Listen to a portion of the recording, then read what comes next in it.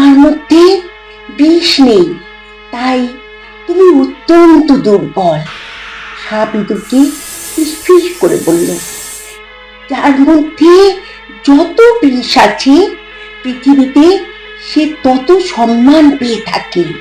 বিষ থাকলে তবেই ক্ষমতা দখল করতে পারবে। মনে রেখো, তোমার বিষ তোমার জন্য অমৃত স্বরূপ। ইঁদুর মনোযোগ সহকারে শুয়ে চলেছে। তোমার মধ্যে বিষ থাকতে হবে, তবেই তুমি সম্মান পাবে, তবেই তোমাকে সকলে ভয় করবে। সব মোহময়ী সুরে বলে চলেছে। বিষয়টি ইঁদুর অনুধাবন করে। সে বুঝতে পারে বিষ না হলে জীবন অপূর্ণ। তাহলে আমার কি করা উচিত? নিরীহ ইঁদুর প্রশ্ন করে। একেবারে সহজ উপায়, তোমার অন্তরে বিষ তৈরি করতে হবে। সে না হয় হলো, কিন্তু নিজের ভিতরে বিষ তৈরি করবো কিভাবে? ইঁদুর অতি উৎসাহী হয়ে পড়ে। যেভাবেই হোক বিষ তৈরি করতে হবে। তুমি চাইলে আমি তোমাকে সাহায্য করতে পারি। সাপ সাহায্যের হাত বাড়িয়ে দেওয়ার ইচ্ছা প্রকাশ করে। কিভাবে? তুমি চাইলে আমার কাছ থেকে বিষ নিতে পারো, আমি তোমাকে বিষ দিতে প্রস্তুত। শক্তি, ক্ষমতা, সম্মানের জন্য লালায়িত ইঁদুর তৎক্ষণাৎ রাজি হয়ে পড়ে। সাপ ইঁদুরের সম্মতি রেখে মনে মনে হেসে ওঠে। এরপর ইঁদুরের সম্মতিক্রমে তার শরীরে সাপ নিজের বিষ ছড়িয়ে দেয়। রক্তের সঙ্গে মিশ্রিত বিষ ইঁদুরের শিরায় শিরায় ছড়িয়ে পড়ে। যন্ত্রণায় সে কাতরাতে থাকে। তার পুরো শরীর বিষের কারণে নীল হয়ে পড়ে। ইঁদুর চিরতরে শান্ত হয়ে গেল। ইঁদুরের ডেড বডি মুখে নিয়ে সাপ জনসভার দিকে এগিয়ে চলে। সেখানে হাজার হাজার সাপ অপেক্ষা করে চলেছে। সকলে মিলে সাপকে হর্ষ উল্লাসে স্বাগত জানাতে থাকে। ইঁদুরের ডেড বডি দেখে সমস্ত সাপ আনন্দিত। সম্মিলিত ভাবে আকাশ বাতাস মুখরিত হয়ে পড়েছে সাপেদের স্লোগানে। সভা শুরু হলো। বন্ধুগণ, আমার প্রিয় বন্ধুগণ। সমস্ত সাপ মনোযোগ সহকারে শুনে চলেছে।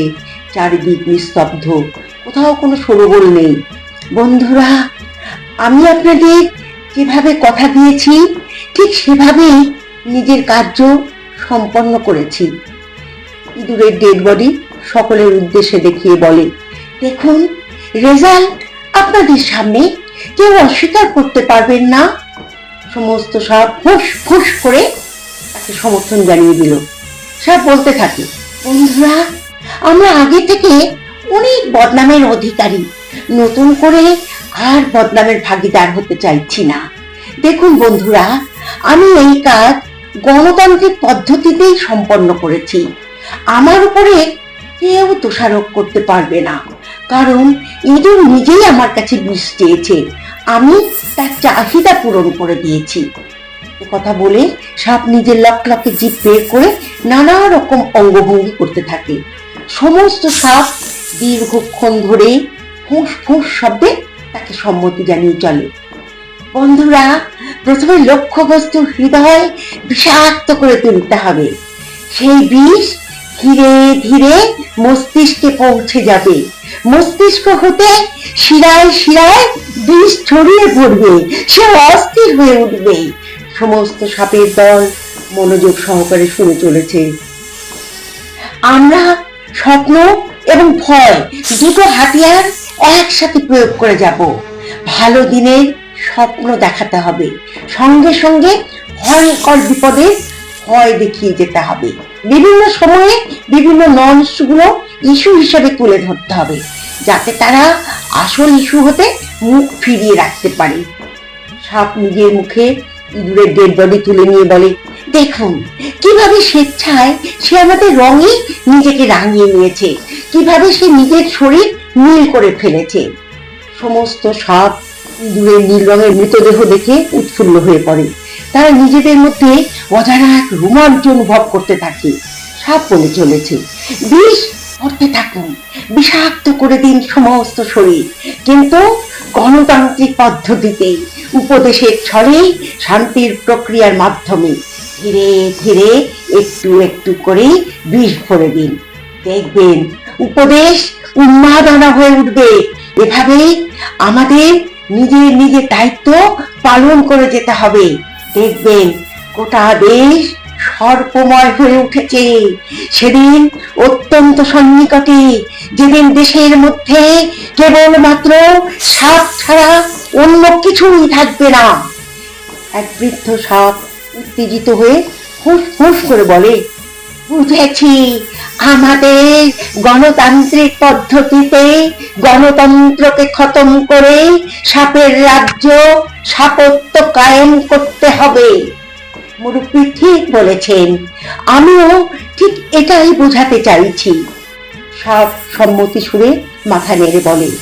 দ্বিমত পোষণকারী এক যুবক সাপ উঠে বলে, দেখুন, ইঁদুর মায়াজালে ফেঁসে গেছে, কিন্তু সকলের ভাবে ফেঁসে যাবে তার গ্যারান্টি কোথায়? Very good question. কথা বলে সাপ কিছুক্ষণ নিশ্চুপ হয়ে পড়ে। এরপর মাথা ঝাঁকিয়ে বলে, যতক্ষণ নিজেদের মধ্যে আধিপত্যবাদের অনুভূতি বিরাজমান থাকবে ততক্ষণ কোনো সমস্যা হবে বলে মনে করছি না।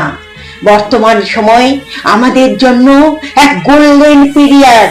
বর্তমান সময়ে সবাই একে অপরের উপর আধিপত্য কায়েম করতে চাইছে। আমাদের এই সুযোগ কাজে লাগিয়ে এগিয়ে যেতে হবে। এই কথা শুনে সমস্ত সাপের মধ্যে খুশির লহর বয়ে গেল। বন্ধুগণ, কেবলমাত্র গর্ব বিক্রি করতে হবে, শ্রেষ্ঠত্বের স্বপ্ন দেখিয়ে যেতে হবে। শ্রেষ্ঠ হওয়ার স্বপ্ন তাদের ধ্বংস করে দেবে। একদিন সবাই ধ্বংস হয়ে যাবে। আমাদের প্রথম টার্গেট হলো ইঁদুর। আপাতত ইঁদুর শেষ করতে হবে। আমরা ছুঁচো, নেউল, বেজি, গোসাপ, ব্যাং, বিচ্ছু সকলকে সাথে নিয়ে এগিয়ে যাব। প্রথম টার্গেট শেষ হলে দ্বিতীয়, তারপর তৃতীয়, তারপর চতুর্থ, পঞ্চম, এভাবে সকলকে শেষ করে দেব। চারিদিকে হর্ষধ্বনিতে উত্তাল গোটা জনসভা। সবাই সাপের নামে ধন্য ধন্য করে চলেছে। সাপের স্বপ্ন সর্পরাজ্য গঠন করা, যে রাজ্যে বিষহীন ছোট জাতের সাপের কোনো জায়গা থাকবে না। কেবলমাত্র বেশ কিছু বিষধর সাপ নিজেদের রাজত্ব, নিজেদের প্রভুত্ব কায়েম রেখে যাবে, যেখানে অন্য কারো জায়গা থাকবে না। সর্বসম্মতিক্রমে সাপেদের নেতা নির্বাচিত হয়ে গেল। বড় ফুলের মালা পরে ইঁদুর মারা বুদ্ধিমান সাপ বলে ওঠে, বন্ধুগণ, পথ দেখিয়ে দিলাম, আর আর বসে থাকা চলবে না। এখনই কাজে লেগে যেতে হবে। গণতান্ত্রিক পদ্ধতিতে গণতন্ত্র হত্যা করার কাজ আমরা নিপুণ ভাবে করে যাব। সকলে দলনেতাকে ধন্য ধন্য করে বেরিয়ে গেল নিজের নিজের দায়িত্ব পালন করতে। সভাস্থলে পড়ে রয়েছে ইঁদুরের লাশ। নিশ্চিত এখানে একের পর এক লাশ আসবে। লাশের স্তূপে পরিণত হবে গোটা ময়দান। ইঁদুরের লাশ, ব্যাং, ছুঁচো, নেউল, বেজি, এমনকি বিষহীন সাপের লাশে পরিপূর্ণ হয়ে যাবে গোটা ময়দান। জীবিত থাকবে কেবলমাত্র কয়েকটি বিষাক্ত সাপ।